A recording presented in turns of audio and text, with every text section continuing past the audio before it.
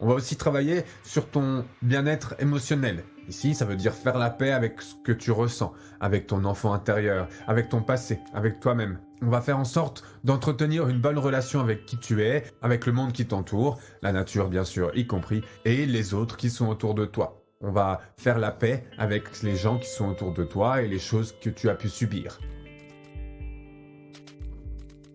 Salut, c'est Ben Gananda et bienvenue dans Once Upon a Life, le podcast qui transforme ta réalité pour t'amener à rayonner et à t'élever. Je suis ravi de t'accueillir dans ce podcast destiné à toutes les personnes se définissant comme curieuses et souhaitant plus de liberté, de santé et d'opportunités. La vie peut être à la fois magique et challengeante et c'est la raison pour laquelle je souhaite, à travers cette émission, mettre en lumière les solutions qui s'offrent à toi pour profiter d'une vie transformatrice, infaillible, fructueuse, épanouissante, sans aucune limitation et littéralement digne d'être racontée à la façon d'un conte de fées. Il était donc une fois une vie, et une émission en l'occurrence, pleine d'invités d'horizons tous autant différents et passionnants les uns que les autres. Tous viendront nous raconter leur histoire, et je te partagerai moi aussi mes propres expériences en ce qui concerne la spiritualité, la santé mentale, physique et émotionnelle, mes approches pour vivre une vie dévouée à ta mission et à tes valeurs. La mienne de mission, c'est de t'accompagner à vivre en équilibre et en harmonie avec la personne que tu aspires à être. C'est de cette façon que, un curieux à la fois, je m'en vais rééquilibrer les énergies du monde entier.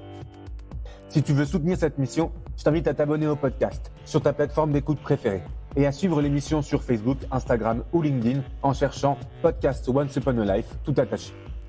Et si tu veux en savoir plus, tu peux aller visiter mon site à bengananda.com.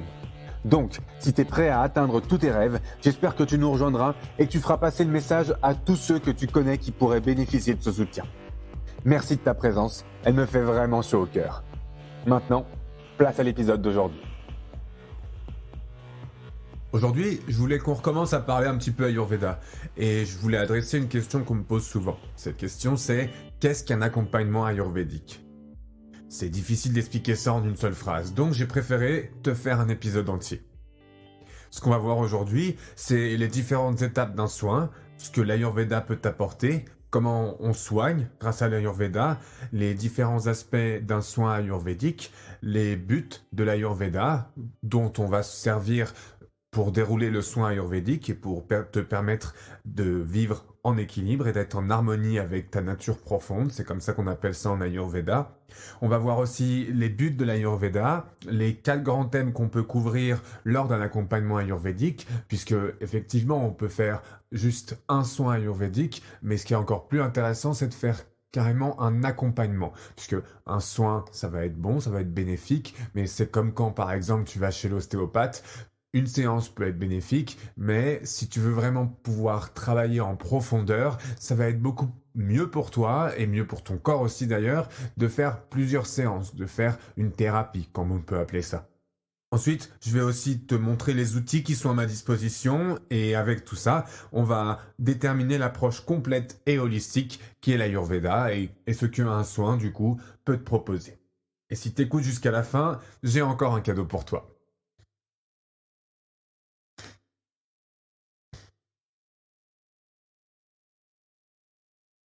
Avant toute chose, on va répondre ensemble à notre fameuse première question. Et cette question c'est, quel est le dernier cadeau que la vie t'ait offert ? Je t'avoue que j'y ai pas beaucoup réfléchi avant de commencer l'enregistrement de cet épisode. Mais si j'y pense comme ça, le dernier cadeau que la vie m'ait offert, c'est toutes les opportunités qui sont autour de moi.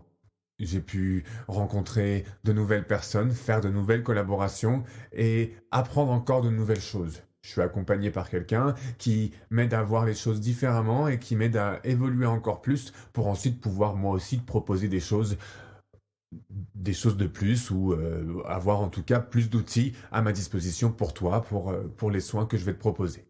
Donc pour tout ça, je suis super reconnaissant. Et je suis aussi reconnaissant de la paix qui règne autour de moi, de l'amour que j'ai, des personnes qui sont autour de moi, du toit qui est au-dessus de ma tête et de toutes ces choses qu'on prend pour acquis et qui pourtant sont pas à la portée de tout le monde.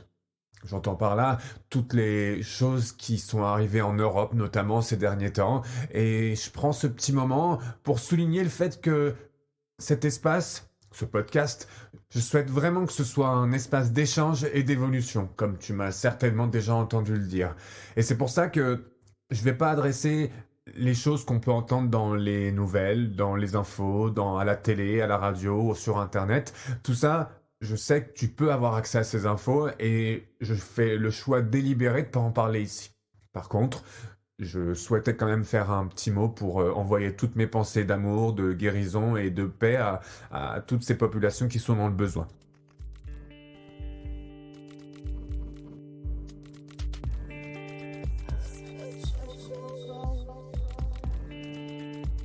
Revenons maintenant à notre sujet du jour.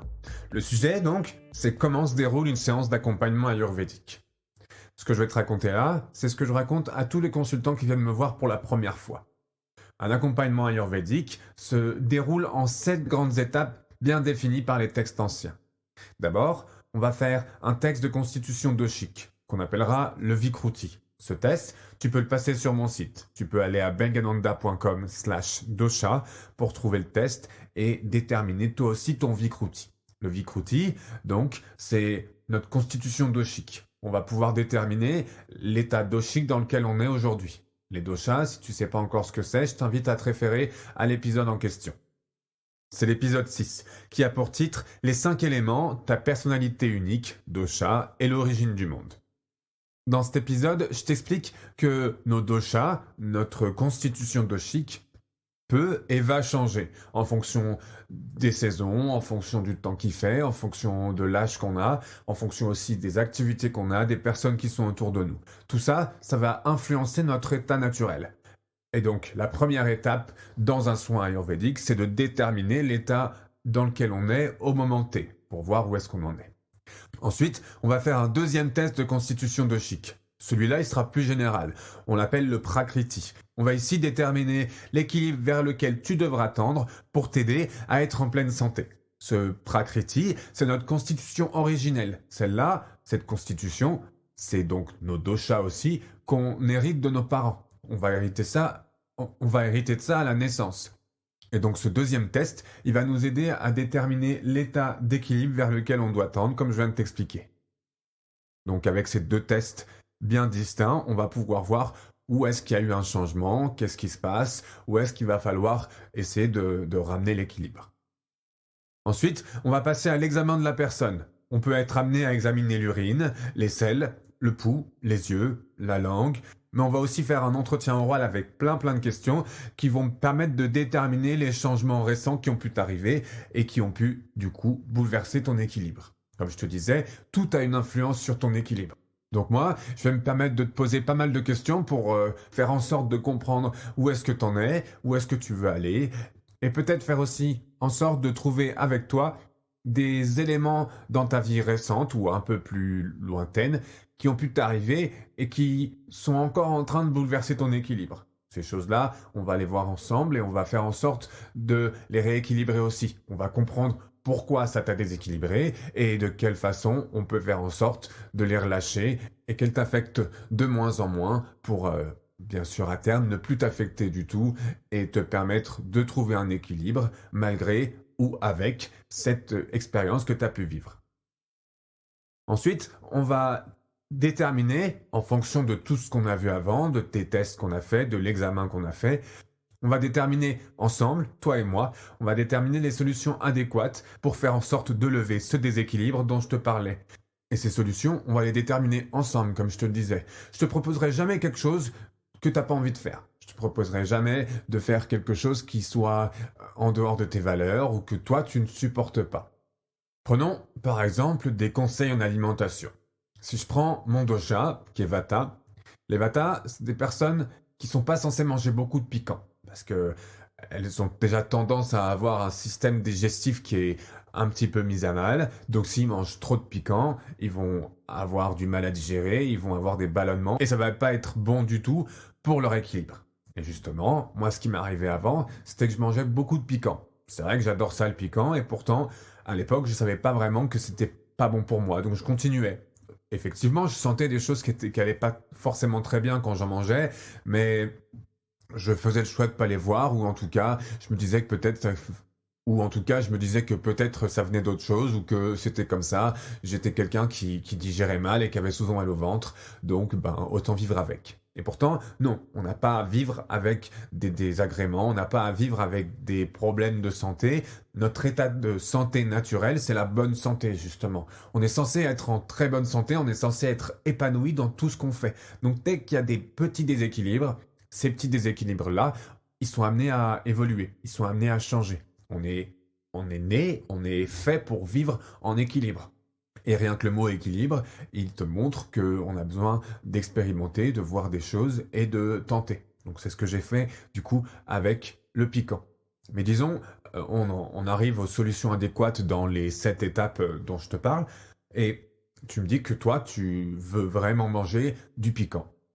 Dans ce cas-là, moi je vais pas te dire d'arrêter totalement le piquant, je vais simplement te dire de le diminuer. Et tout ça, c'est valable pas seulement pour l'alimentation, c'est valable